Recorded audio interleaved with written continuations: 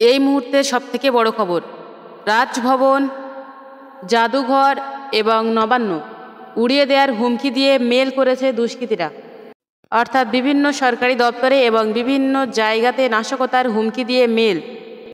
এই সমস্ত মেল কোথা থেকে এসছে?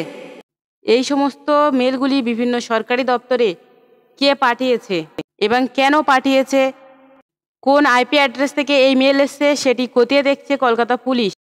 সকাল থেকে বিভিন্ন স্থানে তারা চেকিং করছে, তবে কোথাও তেমন সন্দেহজনক কোনো কিছুই পাওয়া যায়নি।